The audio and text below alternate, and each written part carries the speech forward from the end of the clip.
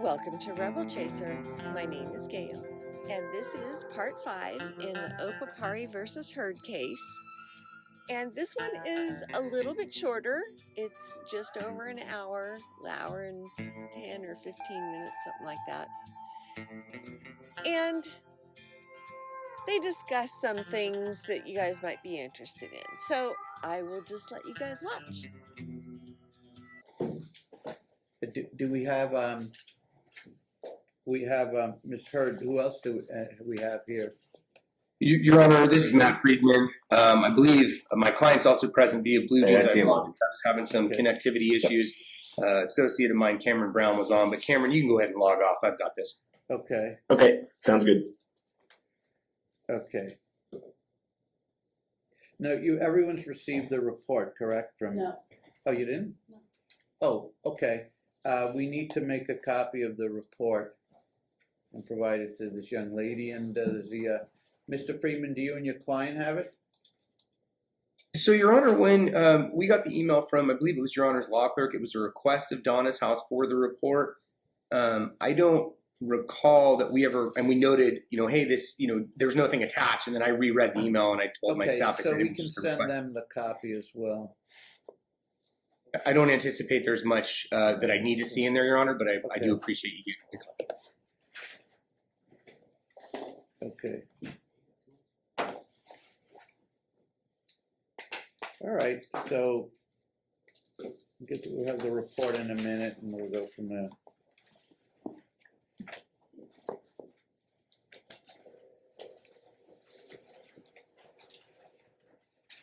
I know in the past we had discussed about families first instead of Donna's house, but this referral was to Donna's house facility. And it involved Your Honor, if you'll recall, the opposing party was objecting to families first and alleging they were, I guess, conspiring to. We're having it copied now, but the court had read the report and it indicated, my notes indicate visits began on April 13th. There were 12 recorded supervised visits since the orientation of April 6th. Each visit, the parties were on time. Child, as Ashlyn greeted with hugs and kisses. Interactions were appropriate with toys, books, potty training, car seat, etc. I don't know why they mentioned potty train. We're dealing with a 7-year-old. Dealing with a 7-year-old. Potty trained already. She's regressed. She's 7. She's 7, right? Yep. Yeah. Okay. So that I guess explains it. Okay. And that mom helped with the toileting and helped with the pull-ups. And they said only on June 15th was mom advised against an inappropriate skirt. I'm not sure what that was about, but mom accepted the redirection. And it said all visits were safe, appropriate, happy, and without incident. So starting with Mr. Friedman, now that you have the report, any commentary? Oh, he's sending it to you now. So let's everyone take a moment. I'll let everyone take a moment and read it, and then they can react. I already read it and told you what the highlights I thought. Your Honor, I know you'll send it. I would just say I trust Your Honor's summary. Yeah, but we can if it's arriving, you can take a moment. It's only a page and a half, so you can take a moment. You guys can take a moment. Did you receive it yet? I can check right now. Oh. 2 or 3 minutes. I was just saying I'm not real sure. I know Your Honor set this just to make sure it was going forward, and I appreciate it, but I'm not real sure, given that this appeal is still pending, what exactly we can do beyond, I think that the courtesy that you did misheard previously by changing the location.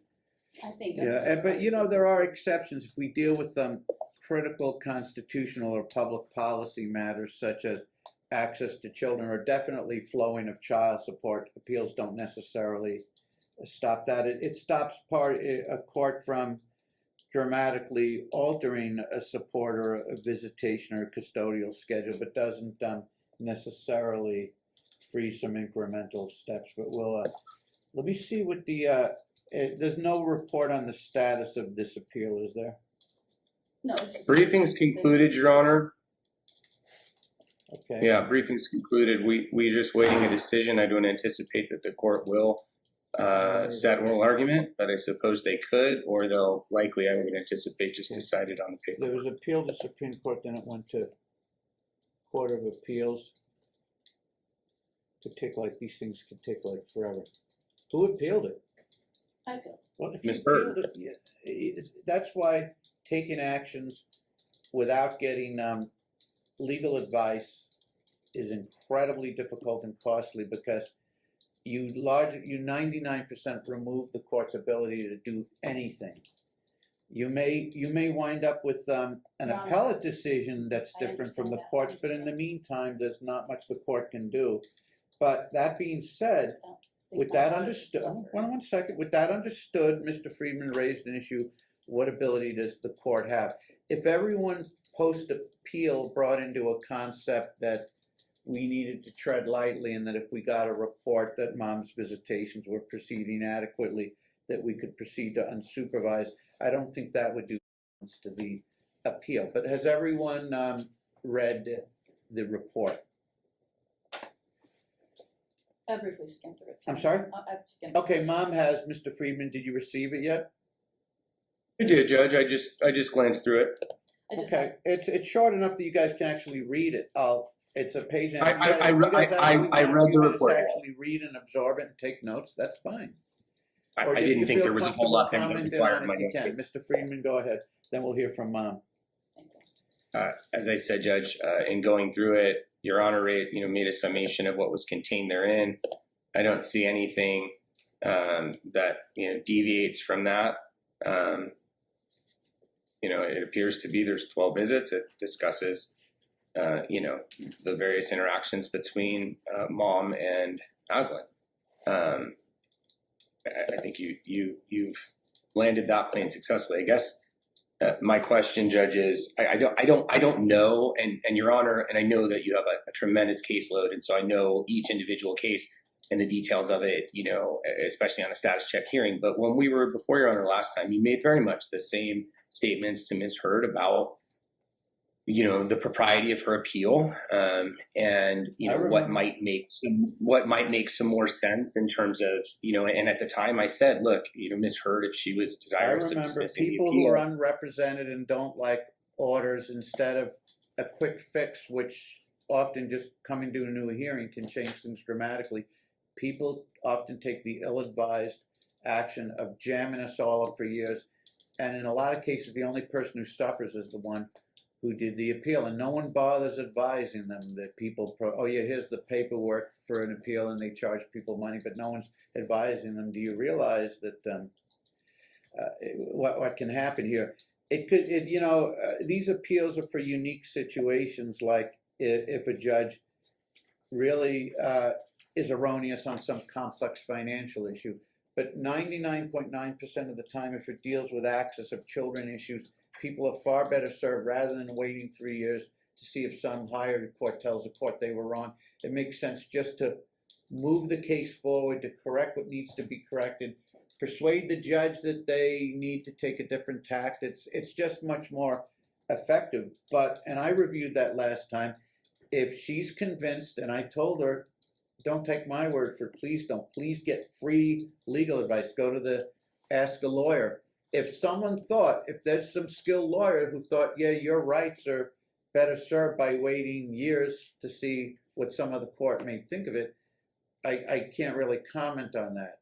I think that she can and should, and if you haven't, I'm going to reiterate, and she can go to the Ask a Lawyer at the Self-Help Center for free on Thursdays, 2 to 5, and if someone told her that this is a brilliant idea, and that without pointing out the freezing effect, and it's very frustrating to the court, because sometimes, because I don't really,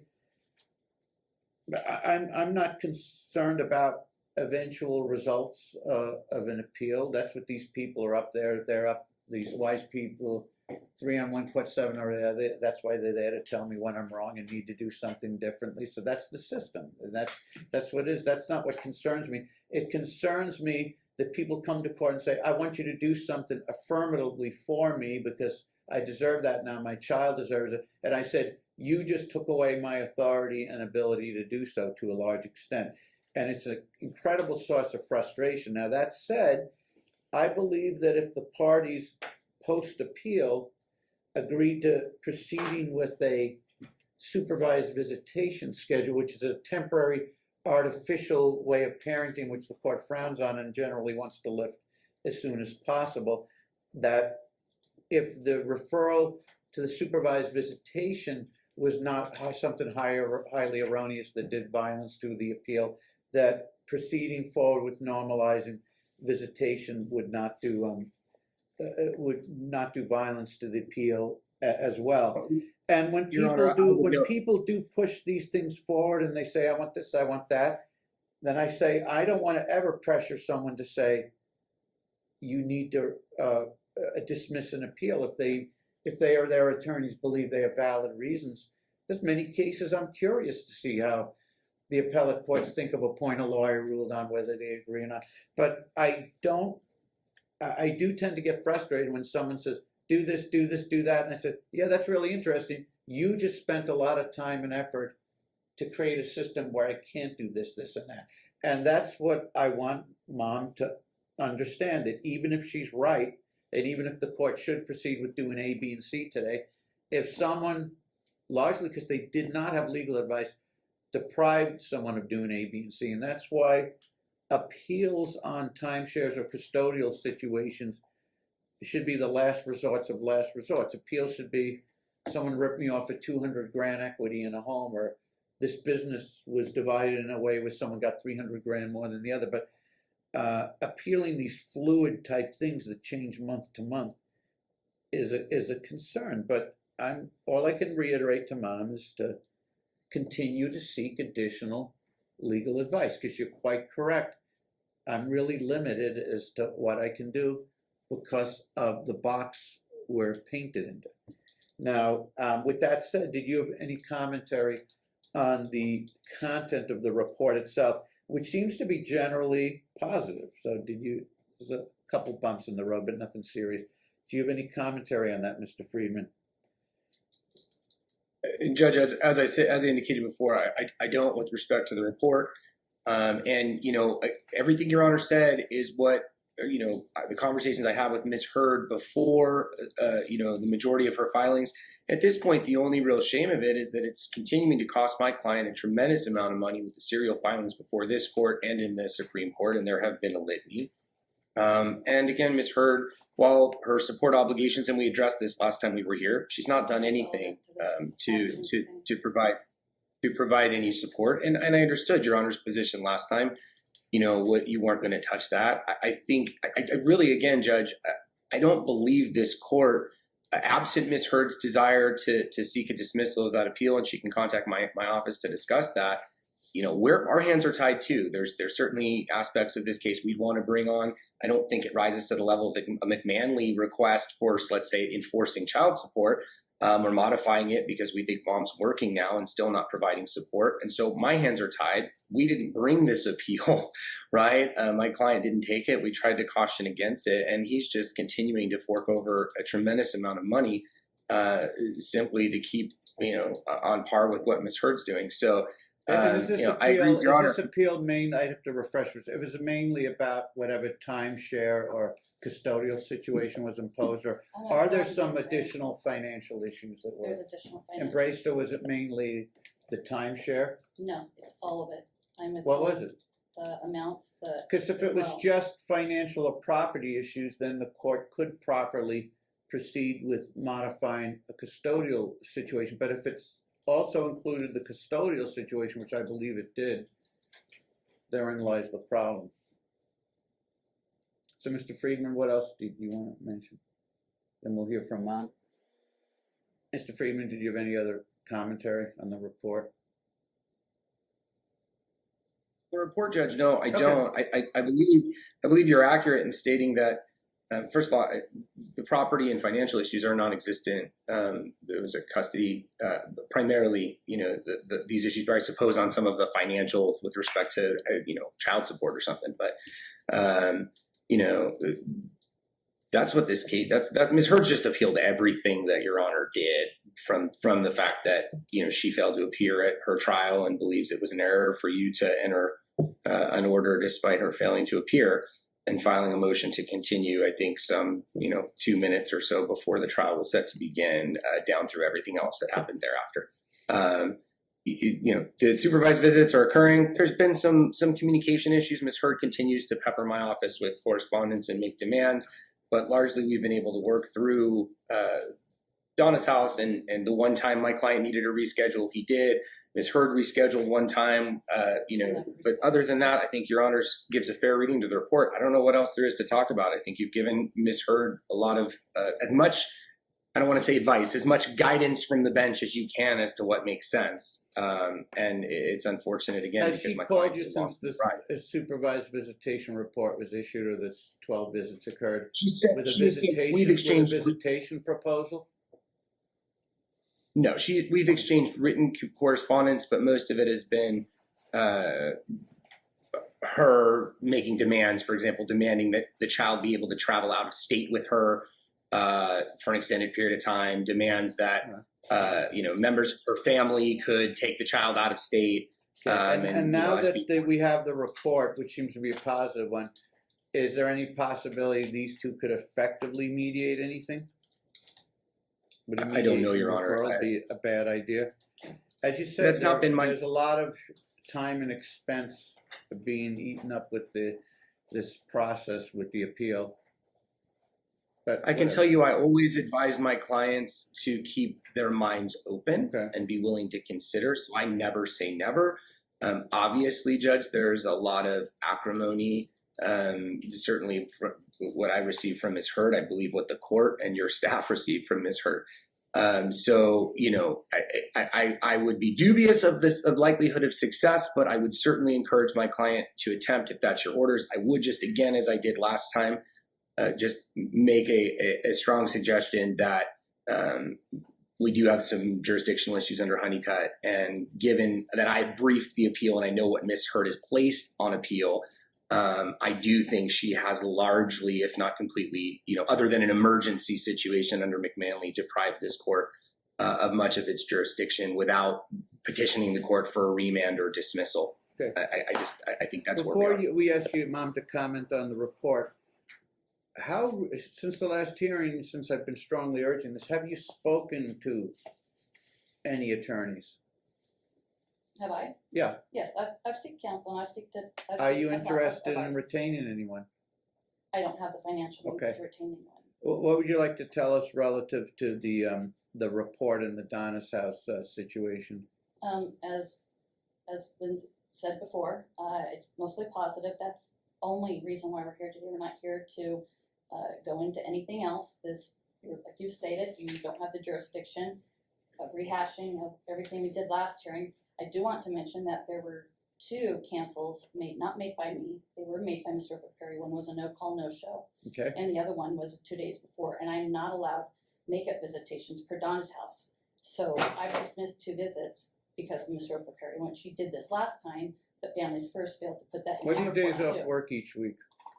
I work. Okay. I have a flexible schedule. So now, the best days are weekends. Now, with the understanding, I'm not in the mood this morning for an absurd answer to a question, because with all the hearings I've been through this morning, they've been tense.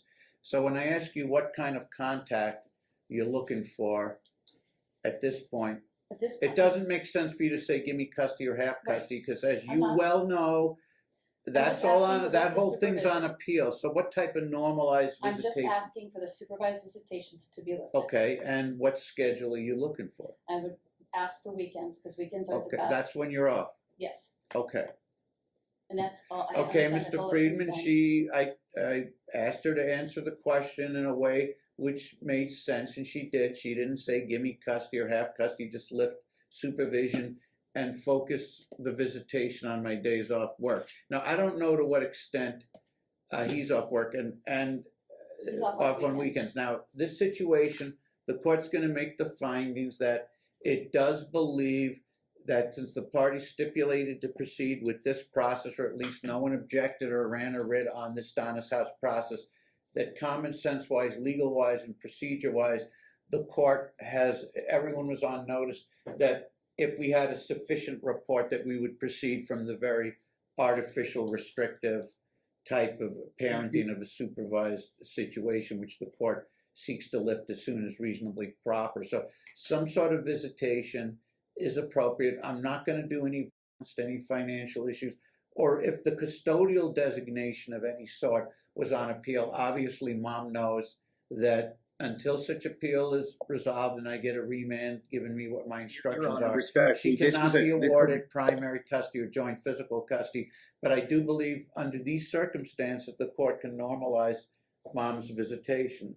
And if someone runs a writ on that and says, no, that's wrong, then so be it. But for now, that's what the court believes, because I believe a court of review would say, well, everyone's on notice when there's a supervised visitation that's just a temporary remedy, and we're going to pull the Band-Aid off of that and start getting to some substantive basic constitutional rights of parenting after that. So someone knew that logically, legally, and procedurally, an adequate supervised visitation report leads to unsupervised visitation. So if someone believed the court didn't have the jurisdiction to lift the supervision, there should have been a writ run on the very issue of the referral to the agency. So with that said, and if there is one subsequently, court of course will immediately comply with whatever the result. But at this point, the court's going to attempt to normalize the contact. So she's off weekends. Your Honor, may I make a record respectfully? I understand you've had a long morning. I kind of made it. I kind of made it for you in the sense that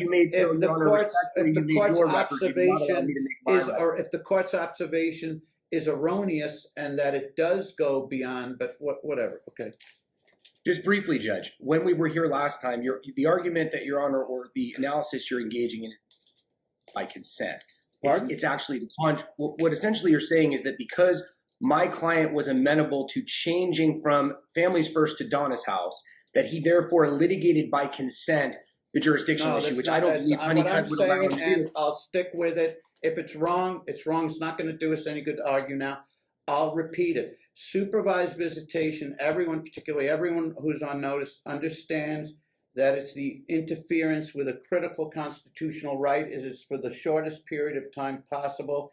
And the court recognizes no financial issue or custody designations can be disturbed on appeal. But that everyone was on notice that if we're changing, even if it's just changing a supervised agency, the goal of a reporting cycle on a supervised agency is if it's sufficient that the supervision would be lifted. And if the jurisdiction is improper to lift it, then there should have been a writ run on the issue of the referral in the first place, because everyone was on notice. We're not going to continue to hold someone's rights hostage, basically. We'll keep giving us positive supervised visitation reports and do it for 3 years if that's where the appeal takes us. So the court will lift it. If it's erroneous, we will find out soon enough. I cannot keep doing this cycle of supervision. Respectfully, Judge, what have we done? We've not placed this at Your Honor's feet. We didn't file the appeal. We haven't filed the series of litany of motions. I know, but it's still something we're dealing with here. Refused. It's still something we're dealing with. Your Honor essentially noted that you'd really appreciate it if we'd agree to switch. I told you I thought there was a jurisdictional issue with that. I was very clear on the record at the last hearing. I want to make it very, very clear, and I happen actually to have a fair degree of confidence how this particular issue has been resolved in the past. If there is an agreement and no one runs a writ or says any continuation of supervised visitation does to the issues on appeal, which it doesn't because the court's not changing any custodial or financial issues. If the understanding is everyone is on notice, particularly people with attorneys, that these report cycles are for the purpose of informing the court when we are ready to lift supervision. It's not for the absurdity of, even though the appeal could go on for 3 years, we're going to continue to be supervised. It's to be lifted. The court has a very fair degree of confidence of how these matters have been handled. And if what you're saying is true, it absolutely would have mandated, no, we are running a writ on this issue of continuation of supervised visits. Because if you don't, and you allow a situation to exist where we're going to get reports geared for the purpose of informing the court that it's safe to lift the supervision and allow some access, that that everyone's on notice that that is the drill and that is the purpose of this. Otherwise, I would have to accept an absurdity that because something's on appeal, we're going to keep every 3 months, we're going to keep getting a supervised visitation report saying everything's great, we should normalize the relationship, but I'm not going to normalize the relationship because it's on appeal. These are not the situations embraced within it, and the court has a fair degree of confidence anecdotally as to how these matters have been handled. If you're right, I'm not going to hold these rights hostage any longer. If you're correct, Judge, I don't want to if you're correct, then I will know soon enough, okay? I'm not going to do it. It's absurd. I don't want to see Ms. Heard's rights held hostage, and I was very clear. Okay, so what is the harm? What I said last time, I noted for the record last time, Your Honor, respectfully, that when you made the change and set a status check, I said, Judge, I'm not certain what we can do and what the purpose of a status check is. I think it would make much more sense for Ms. Heard to dismiss her appeal. I'd remind the court her appeal is a custody issue. I already dealt with her that. You have to understand the impossible situation. I mean, she won't. No matter what I tell her, she thinks it's a great idea, and I can't really, I've told her what I think. I can't pressure someone to dismiss an appeal. I can advise her, get advice. She says she's gotten advice, which I find hard to believe that anyone who really knew this case, a competent lawyer, would have told her that this is effective strategy. But she's telling me she spoke to someone who insisted that she continue with this approach. I've interfered as far as I can. And the court has made it clear. And I do think without directly addressing, it's like this is being minimized, like, oh, we were just being cooperative, and maybe you were. So we let this go ahead, or we changed the supervision, or we did this, or we did that. It doesn't matter. You have to aggressively and very clearly deal with this core issue with authority and with a writ that if somehow that's wrong, that this wasn't intended, since no one objected to it and no one did issue a writ and it ran forward with the purpose of a supervised visitation. Everybody knows that is for the purpose of making sure children or a child or children is safe. An appeal or no, the court is not going to continue an artificial restrictive situation like that if the crisis has passed.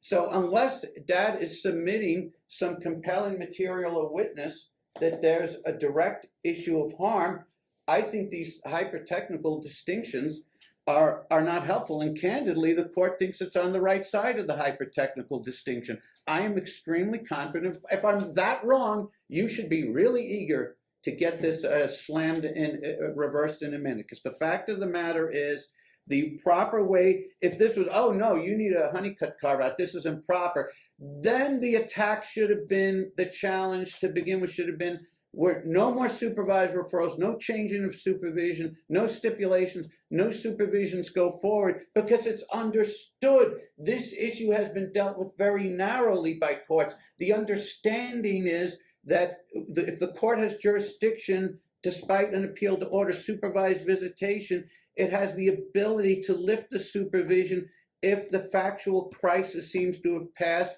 or the situation which led to the supervision is no longer in effect. And this is ignoring, to say, oh no, everything's is frozen, ignores the fact that child support, despite appeals, continues to run, and visitation continues to run. And yes, visitation can be modified when appropriate, particularly to lift a supervision despite an appeal, as long as the court is not doing to the custodial designation.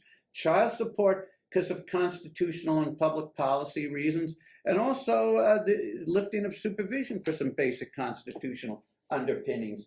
If that's wrong, we will find out. Otherwise, I'm not going to engage in this absurdity of every 3 months saying, sorry, Mom, no matter how well you do, you don't get visitation except an hour a week. Your Honor, I'll be very brief, but I do need to say. But you haven't addressed specifically what the court's indicated. No, never mind. No one's attempting to prove this court wrong. It would be a Pyrrhic victory to do so. My client stands to gain nothing, A. B, in our view, Judge, she had supervised visitation.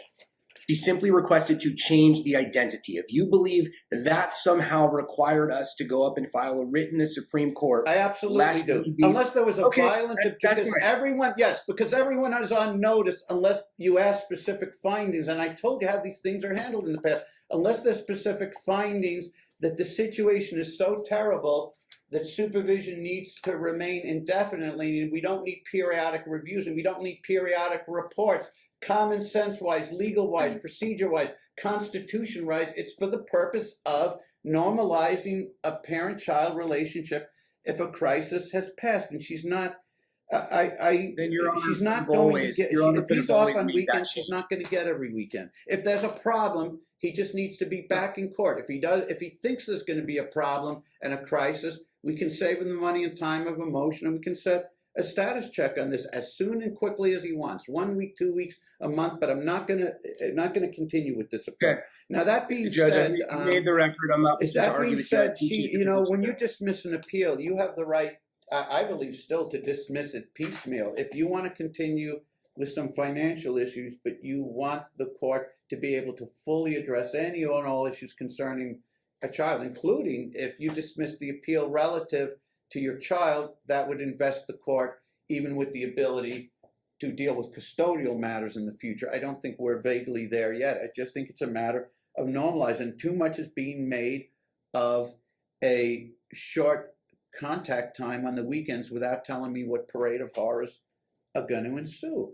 And if people are really concerned about the integrity of a record for appeal in this area of law and custodial matters, you know courts of review want to see it all over the place. Okay, you identified your technical argument, but if your technical argument is someone's rights are held hostage to a child for a few years, don't you want to tell us why that's justified due to some super danger? Otherwise, you can expect courts of review in this area of law far more often than not to issue child-friendly orders and parent-friendly orders as long as children are safe.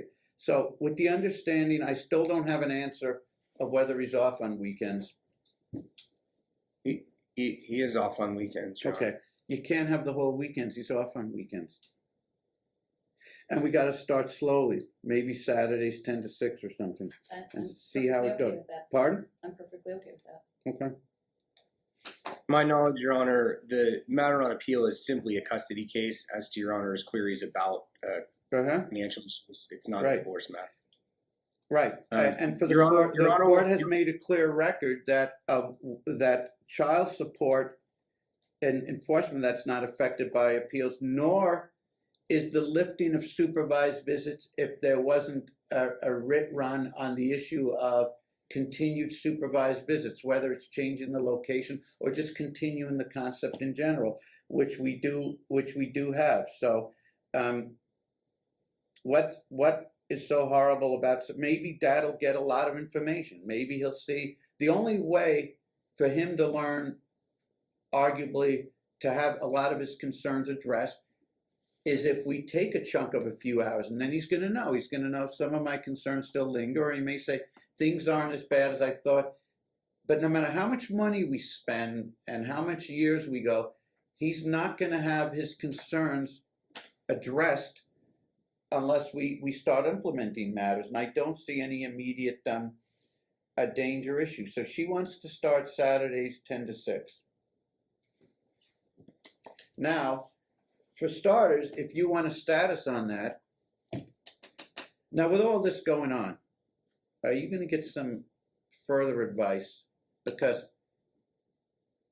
if this wasn't clear at the beginning, with my frustration, I don't like to ever be in a position to tell people, and I don't ever, except about what to do with appeals, except when every problem I'm having ruling in someone's favor is caused by the fact that they didn't have an attorney and they thought that it's that, because life is not that simple. It doesn't mean you appeal something and you get a decision down the road reversing it, and in the meantime you can come to court and do whatever you want. There's very little you can do when you appeal something. You can't ask, do you get that concept now? Yes, I fully understand, and Okay. I'm okay with the Saturdays 10 to 6. I I know what is going Yeah. on, and I know that was all I And can be have. prepared if they file appellate papers on this issue and they put you on notice that they're going to. If they do, it might be very smart for you to leave, and if you want to leave in effect your appeal on financial issues, that's fine.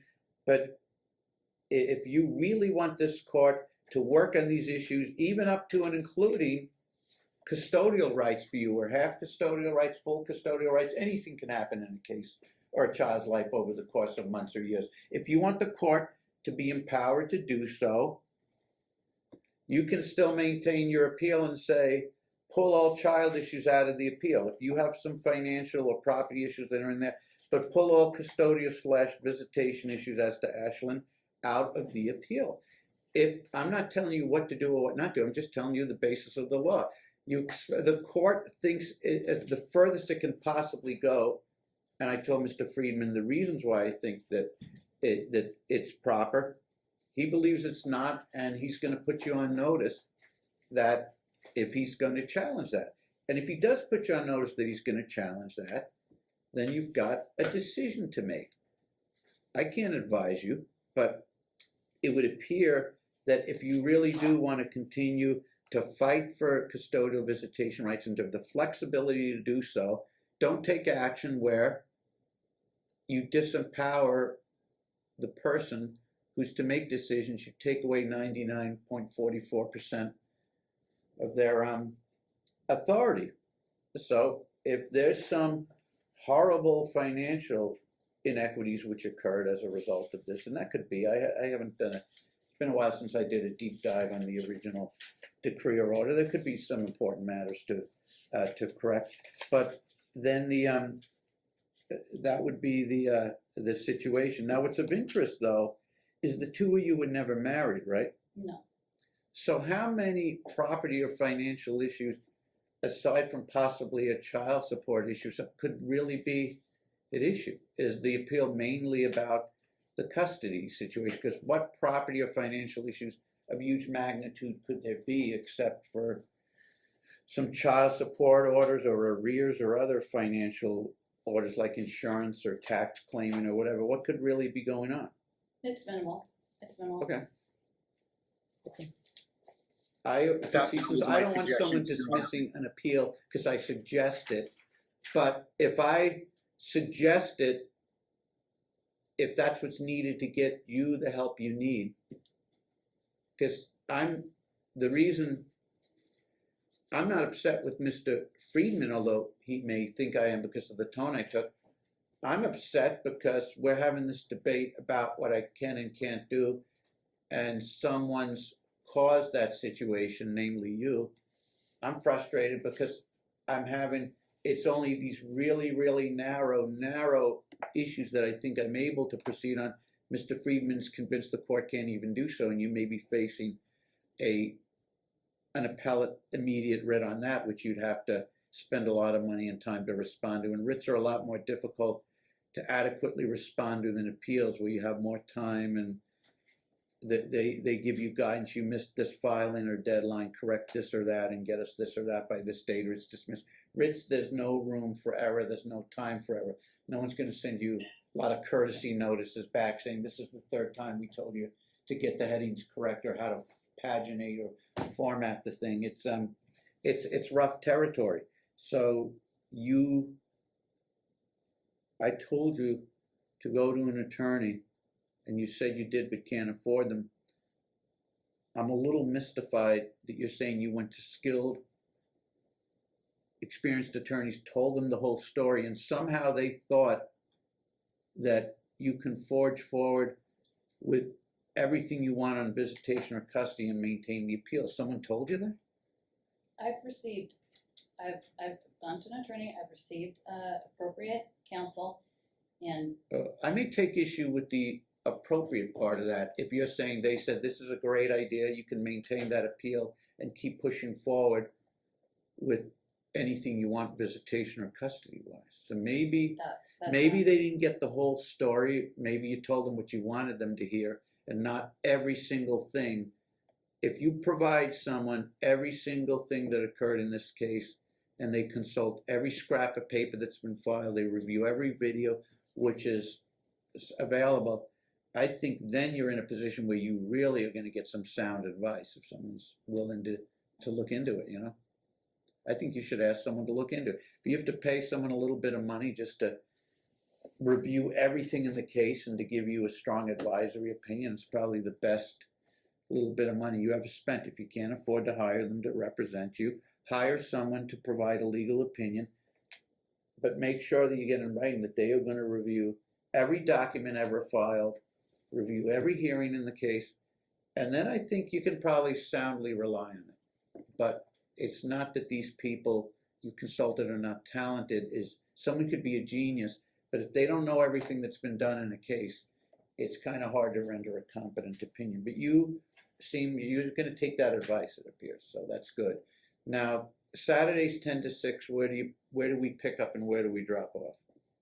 Now, if in the meantime they tell you, hey, we're filing this or that unless you drop that appeal, you may have a problem. But if they say to you, nah, my client's going to take a leap of faith and see how the Saturdays go, they'll probably tell you that decision over the next few days.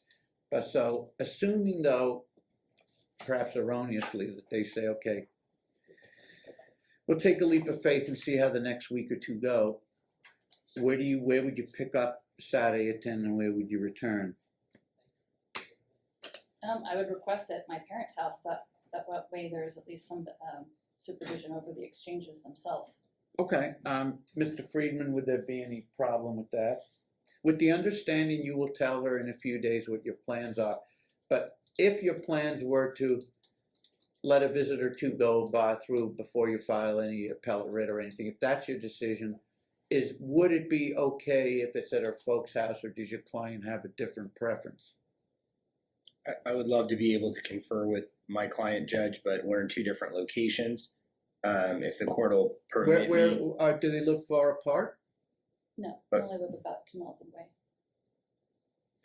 If he wants you to come to some place close to him, is that all right? I'm fine with that. She's fine if he designates a place. And I understand this doesn't box him into anything. This is just so we have some orders in place. To be clear, Judge, because a moment ago in the event he selects the option of not continuing to finance an emergency writ, in the event he selects the option of proceeding forward, then you don't have to file with the court for emergency help. You already know what to rely on. So if it doesn't prejudice his rights in any way, shape, or form, it's just that if he selects to let this go forward, so that people at least know where to show up. Where do they show up?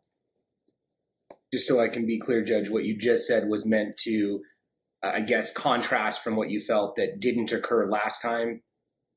Because I'm concerned at this point, you've deemed my prior comments on this issue, and I don't want to belabor it, but you essentially said that my prior, despite stating that there was a jurisdictional issue, somehow I needed to file a writ. And so by me engaging in this conversation, if there was something wrong with my tone, I apologize. I in no way, shape, or form specified it to this particular case or said because a party or an attorney agreed to this, or that, and that they shouldn't have, and that strategically it boxed them in. It was in no way, shape, or form remotely meant in that sense. I was painting just with very, very broad strokes, saying generally, if we're dealing with a child support issue or a normalization of a supervised visitation schedule, despite an appeal, generally the court has the ability to lift supervision if it's appropriate. The court lacks the jurisdiction to change the custody configuration unless there's actually appeals or writs directly with the issue of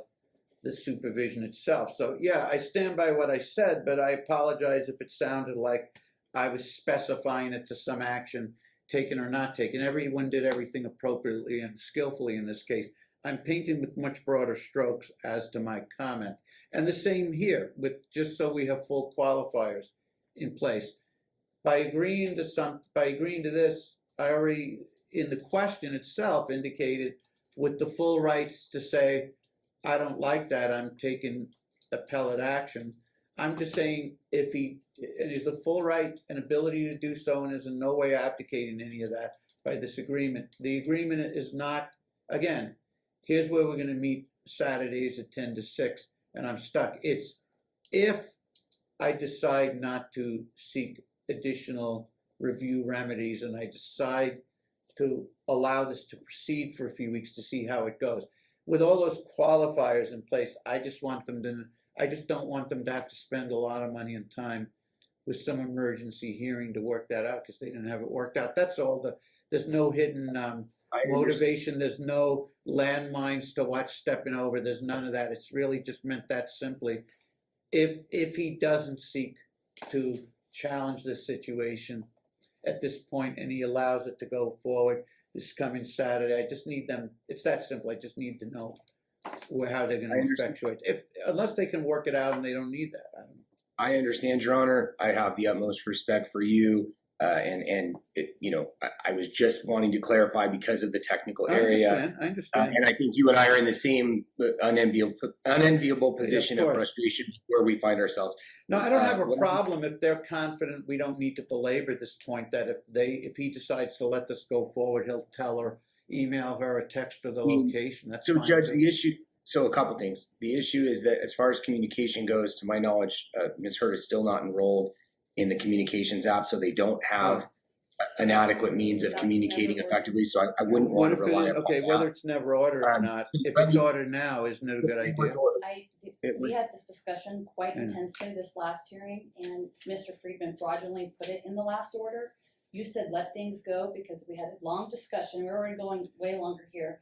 Never been ordered before. He's fraudulent. He's fraudulent because he wants to help you to communicate more effectively and avoid conflict and problems. He put in a directive that you didn't give. You said just proceed as we have been doing, which is texts and emails, because that issue is an issue that he also filed a fraudulent TPO on. Let me put it this way: the TPO aside, if he puts some, hold on. I want you to understand things proportionately and with nuance. If someone put in something that they get 40,000 they're not entitled to, that's fraudulent. If someone mistakenly put in that you two are going to employ something which costs little or no money, which helps you communicate and parent more effectively, and there's no malicious motive, and in fact there's an altruistic motive, and it just happens not to have been ordered by the court but is standard fare in most cases, I'm a little concerned that you would view someone wanting parties to communicate better and resolve disputes better, that you would view that as fraudulent simply because you believe it may not have been technically ordered. Last time he gives his password. Are you listening to what I'm saying here? I'm saying forget about what he does or doesn't do. Do you really want to interpret? I think I didn't make the point clear. It's not a legal point. It's more of a behavioral psychological point. You guys are going to continue to have great difficulty with everything in life if there's such a suspicion level where even if someone does something innocuous that seems like it's for the benefit of a child, that we get suspicious, assume they're trying to commit a fraud. I made my point, it either sinks in or it doesn't. So I don't seem to have a response from either of you about where you want to meet on Tuesday, 10 or 6. So I don't want to ask it. I don't want to ask it a ninth time and be in circles. So if you two feel comfortable working it out, which Mr. Friedman is saying, how do the two of you communicate if we're not on the app? Well, let's deal with that. How do you want to communicate? Text messaging. Have you been texting? Yes. Okay. If you can effectively text message, we'll relax the a parenting app or not require that, as long as all text communications, no one argues with anyone. It's just simple factual matters. Okay. So do you know where you want to meet Saturday? Yes, like I said before, my parents' house. Okay. Mr. Friedman, how long will it take to get a response back to her about the location? My preference at this point, very respectfully, Your Honor, and I mean it with the utmost respect for you, just order what you're going to order and I'll address it with my client. I'm really not interested. You see, the problem is I don't think, I candidly think that's, there's such a thing as being too careful.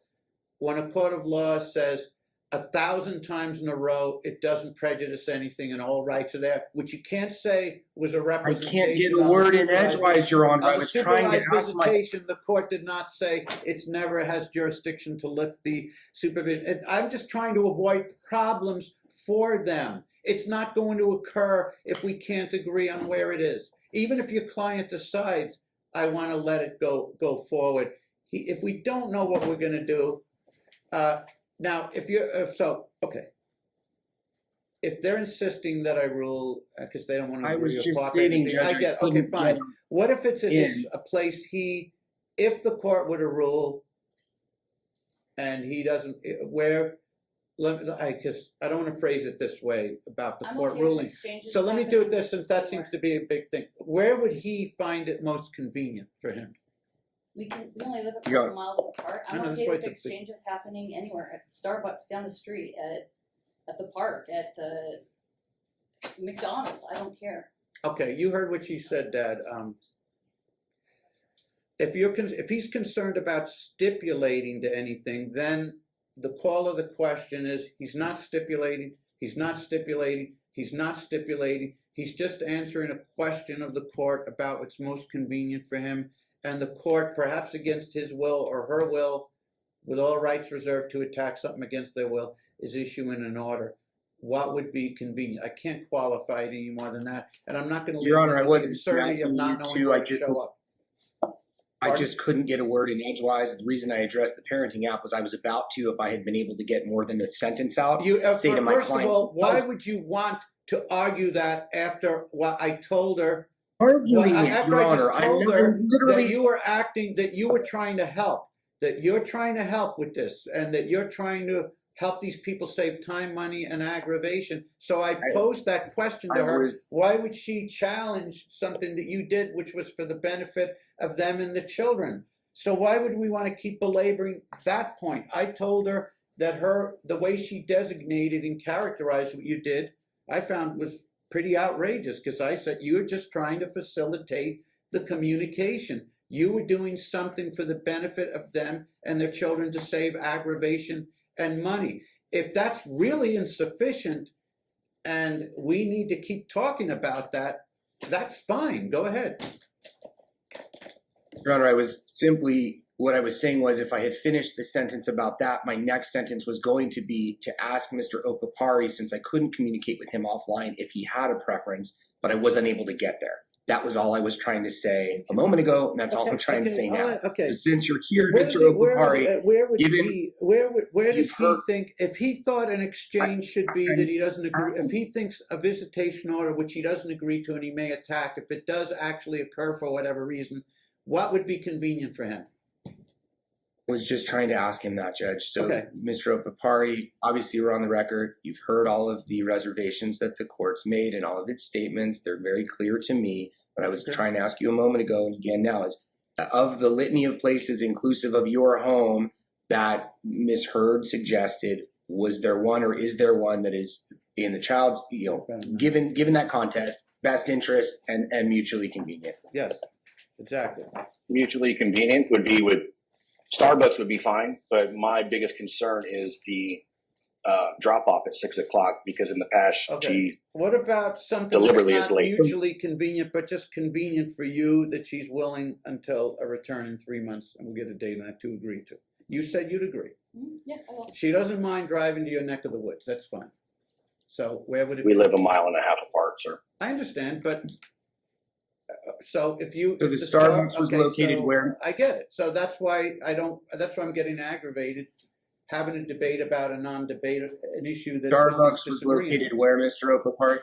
Okay, the Starbucks. Can we yes, and can we also talk about the day? Which Starbucks? Which Starbucks? College and Horizon. You agree to that one, Mom? Yes. Okay. Now, as far as discussing the Can date, we talk about the day? She has off weekends. Do you have weekends off as well? Yes, sir, but she also admitted that she has a flexible schedule because she drives for Uber and Lyft. She Well, picks and chooses when she wants to work. And I have extracurricular activities that I do with Aslan, and we also frequently travel out of town Okay. on the weekends. Okay. Now, if his days off are set at weekends, but you have significant flexibility, why can't we do just like a Thursday or something? Now, someone else may have to coordinate this if he's at work, though. We may Because have to. that's what happens, is that it's his mom or his girlfriend, and I'm not comfortable Okay, with, well, you going guys out. have to grow up. We Also, can't just have a Thursday list of nights- everybody. Someone's just handing over a child. We can't do that anymore after all these years. I can't possibly agree to I would anyone like in a her weekend family or with his her. I would like family. a They're all free time bad. with her, not a Do you semi guys time. want to? Does someone want to start growing up? If we want, Excuse me, sir. no one's going to agree that there's Sundays, anyone in I don't anyone's care. extended family who can hand a child over to someone else. It's always that. I would like more than 2 hours with her, and a weekend allows that. I would Can love I to s- have some free time with my Okay, well, daughter. the fact of the matter is, that's not, because you guys can't identify someone. He goes out That, of town okay, for that's not a softball. good enough reason. It's a good an excellent reason if someone is off those days and that's their time off and you have a flexible schedule. So what's so hard about a Thursday or a Tuesday? Pick it. Because she has school. Well, there's that. That part's true. So should it be later in the day then? She gets out of school at 3:30, Your Honor, when school starts. Okay. All right, Well- so we're gonna do a 3:30 to like her bedtime. She can do. Seems pretty late. You want to? I'm okay. I'm okay with. that. You want to give her 2 nights a week, Sir? so she can get her back to you by 7:30 or 8. I can I'm do perfect with 4 to 8. Then she loses 4 to a 8 couple Wednesdays and Thursdays. Oh, he's agreeing Wednesdays and Thursdays. Okay, now, okay, that gives you more time. Okay. Okay, Wednesdays and Thursdays, Okay. 4 to 8 each day. So, Dad, you're going to pick up from school. Now, wait a minute. What's your work schedule again? Your hours, Mine, sir, please. 8 to 5, Monday through Friday.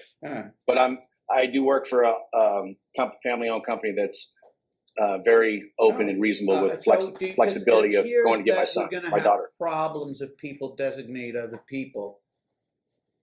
Okay, There's no issue, sir. good. So if can it always be you to pick her up at school at 3:30 on Wednesday and Thursdays and deliver her to the Starbucks by 4 and to rendezvous back at 8 and meet Mom there at 8 and pick back up? Can that always be done without you having to use family help? I'm not sure what the problem with family help is, but I don't have 2 hours to hear about it. There's no issue, Honor, with your family, and I have no She problems with says that. she I can doesn't guarantee I'll want be there to pick it anyone up. she does said for whatever reason she doesn't want anyone in your family is going to attack her. Apparently, everybody is that what? Did I understand correctly? No one's He doesn't attacking have you. one No one relative attacks that her. isn't going to attack you. They've been very No one hostile attacks. towards me, and they've created a very hostile situation that she constantly has to view, and I'm tired of her having to view. Who is me she? Being abused. His mom? His mom and his girlfriend. Okay. That's Dad, false, Your Honor. with that understood, with the flexibility you have between now and the time we return to court in 3 months, can 100% of the time are you able to do the 4 to 8, or is there going to be some emergency where you need a backup person who we're going to have to designate someone who everyone doesn't hate? So, or are you Your able Honor, to do it? Are you able to do it each time? I'm able to do it. I'll take my lunch if I have to at that time. But there's also I'm in the automotive business, so sometimes things don't always go correctly with a vehicle. Okay, so if she's saying there may possibly be a problem on occasion. On Wednesdays and Thursdays, it would be my mother that would be doing it. Okay, she doesn't like your mom. She thinks your mom attacks her. I have the same feeling about her mom, but I wouldn't mind if she dropped Aslan off either. Okay. Well, that's why I suggested my parents' house, and he said no, so that my parents could overview that, and we wouldn't have to have this. So if he can't do it, and his mom or someone does it, can they drive to your parents' house? We've got a 7-year-old. They can park at the curb, let the 7-year-old walk to the front door, right? No, Your Honor. Why not? My daughter does have Down syndrome and doesn't That's correct. comprehend not walking in the street at all times. I meant just she's very smart, but her comprehension the front door with you standing there watching, or your mom standing there watching. Is she incapable Absolutely. of walking? Like if you told her walk 10 or 15 feet to that door, would it be even that wouldn't be advisable? Okay. You could do that. Okay, but if you think that creates a risk of some sort, then we're not going to. If no one figured out that after this hearing, someone's sitting there, the last thing they said that we want to tell this bald guy up there, the scratchy bald guy, is that we hate everyone's family member or support system, and we don't agree that anyone in their family, even if it means we're getting unsupervised normal visits, can simply pull up, hand child over, and pull away without drama. So you think if Grandma if she hands over Aslan, she's gonna, even if Dad tells her how to behave, that she's not gonna resist the temptation to insult you to your face? It would be impossible for her to, as an adult, a middle-aged adult, she couldn't comply with that. I'm willing to go forward and give this a chance.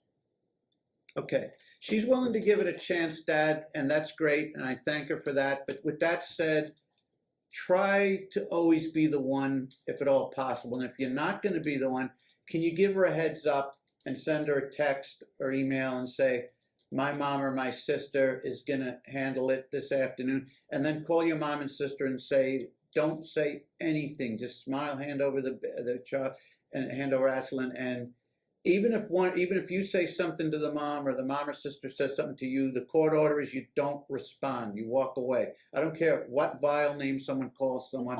They walk away. Then you make a note of it. You call, someone calls their attorney, or they tell the court at the next hearing. All right, so we at least have something which can work out, and they agreed on the Starbucks if we're proceeding with this, and unless there's some intervention of some further legal proceedings, but if there's not, at least we have an understanding here. So what's our 3-month return, please? October 17th at 11 o'clock, please. October 17th at 11. Okay, could you please hand Mom the referral form? Mr. Friedman, will you be so good as to prepare the order, and you can put, obviously in this instance, you can put in the order, in fairness, put all the qualifiers you like. You could even include all your arguments and statements, whatever's necessary, whatever is on the video. If usually the orders are just the orders, and if it's a custody trial, if it's a trial or evidentiary hearing, usually the findings in the orders, and we usually don't get too much into the court said this or the attorney said that. But in fairness, I think if you want to place verbatim everything on these issues that you said, and you can obtain a transcript, and if you want everything that was said about lifting the supervision, if you want those in the orders, word for word, verbatim, that's absolutely positively fine. In fact, it creates a much better record. But that being said, we also want it understood that if someone doesn't pursue that type of remedy, we want to start seeing something meaningful and rational happening in their life. So would you like to take a stab at your office preparing the order then? I'm happy to do so, Judge. Your Honor, Okay. can I request I get And a if you copy want, of and that? again, if you would like that material in the order, just mention it to the court, and that's fine. Then we'll know it may take a little while for the order to be prepared. Do you want to I include think all? Okay. Can in an I abundance request of a caution, I'm draft sorry, Mr. Freeman, I didn't hear that. Thank you, Judge. Thank you, Judge. I think in an abundance of Okay, caution, perfect. make I sure request it's in a there. draft copy Can I of make that one before final it's comment, Sure. Judge, before Yes. Your Honor indicated the enforcement of child support and payment of child support, you similar to these visitation issues, due to be within the court's purview. We raised at the last hearing the notion that Ms. Hurd obviously not filed a financial disclosure form, isn't tendering any type of financial support. She's obviously representing now that she's working. Can we get a date certain by which she will file a financial disclosure form? Just like even more so than the supervised visits, there's even far more clarity on the issue of support. The appeal has no effect on suspending support. So they want a new Yeah. financial statement with your last 3 paychecks with year-to-date earnings, so that they can start on this issue of support, so that when we return to court, we can establish that, plus retroactively, apparently, is their request. So how long do you need to get that form in? The FDF, 2 weeks, please. Okay. And Mr. Friedman, you are asking for the last 3 paychecks attached to that. Also, did you file taxes for last year? No. Oh, why I'm not? an independent contractor. Oh, okay. All right. So I'm self-employed. But Your Honor, can I also reiterate, can I get a copy of that draft order before it's submitted for signature? Well, I don't I'm have entitled to I don't have a problem with that, but except for one thing. When attorneys get the draft order, they understand it's not a question of whether they agree with it or not. It's just a question, does it correctly reflect what the court Right. did? That's why generally when people are unrepresented, I tell attorneys to submit directly, because there's a few protective layers here where before it's submitted to the court for signature, we know it reflects what occurred. So the problem is, if it's sent to someone representing themselves, they may think they're empowered to say, I don't agree that the court did this or did that, so I'm not going to sign it. But that's not what the exercise is about. It's, does it correctly reflect Right. I what the court ordered? And as long as you understand that, and you get it back to Mr. Friedman within 5 days with your signature. If you don't sign it, then he can submit it directly with the court. I don't have a serious problem with that, but I can't leave it with you for 2 weeks or a month or That's fine. something. Okay. 5 days. All right. So, Mr. Friedman, you can send it to her, but if she doesn't return it in 5 days, just submit it. Understood. Okay. And so the due date for the FDF would be 2 weeks from today. Mr. Friedman, she's asking for, we're not back for 90, she's asking for 2 weeks on that. Is there any objection to If that? that's your Honor's order, we have no objection. I mean, it seems reasonable. 30 days or 60 days probably isn't, but 2 weeks on an FDF generally is. Should have been handled a long time ago. But and then, because you appreciate the fact that the key, the most obvious thing that's not affected by an appeal, we discussed the supervised visit, but much more, 1,000 times even more clear than that, because it's in repeated decisions and statutes. It doesn't affect child support. That still flows. Otherwise, every time someone didn't like paying support, they'd file an appeal and jam the other side up for 3 years or something. So you understand that that has to flow. Have you been sending them anything? No, that's also an issue on appeal. All the issues are up on appeal, Okay. but I'll do the FDF. Okay, but as we've explored today, appeal isn't going to do you any good about a support obligation. I'll do the FDF. We can go from there. Okay, you're going to owe them something. What did it now? If you're doing Uber, are you mainly doing Uber? Yes. Now, if this is something that doesn't really lend itself to the last 3 paychecks per se, if it makes more sense to, if you have that, that's great. If instead they would benefit more from an itemization of each date, what rides you had on each date and what you received. As an Mr. independent Friedman, contractor, what I would have- be the most beneficial I have to a your profit and side loss on this? What would make statement I have sense? to fill out. She drives Uber. I'm not sure me telling her to submit the last 3 paychecks is going to make any real sense. So do you want some sort of itemization, or what would make sense? Yeah, Your Honor, thank you for asking. My position would be both. I believe Uber and Lyft are at issue, but if she gets documentation from Lyft that there's nothing, fine. But I believe both of those companies provide reconciliation reports to their drivers, and that's how they reconcile payment to them. She can just provide us, let's say the last 3 months of those reconciliation. That should give us an adequate picture of her current income, and then to the extent that obviously the litigation goes forward, if we need to, and we have to issue subpoenas from there, we could. But I think at this point, if we can just get 3 months worth of the reconciliations from both of those companies fine, up. but that And you can doesn't take provide, I into know you account knew one of those places my had the bill. reconciliations. I didn't know both did, but Mr. Friedman's confirming they both And that did, so- shows what I'm getting paid from them, but that doesn't show my costs and income. I have to take out gas, I have to take out maintenance, I have to take out. So when How you're about if you independent send, how about if contractor, you your send the profit and loss- That's the point of- reconciliation statement and then you have attached worksheet saying for this period where I earned Right. I would do a profit and loss $580, statement. please be aware maintenance was this, gas is that, and then you can show that you subtracted that from the 580 during that period. And then they'll react to whether they think that's appropriate reduction or not, and they'll tell me about it at the next hearing. All right. All right? Okay, thanks everyone. Thanks so much. Thank you. Okay, well, the first thing I want to say is I do not think that they should have agreed, or the judge should even have offered, to give her unsupervised visitation without drug testing.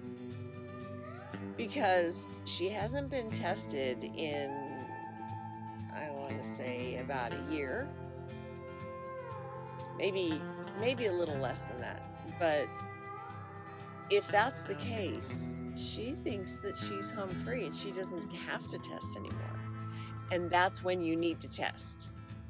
So, besides the fact that she showed no impulse control throughout this hearing, because she cannot keep her mouth shut when someone else is speaking.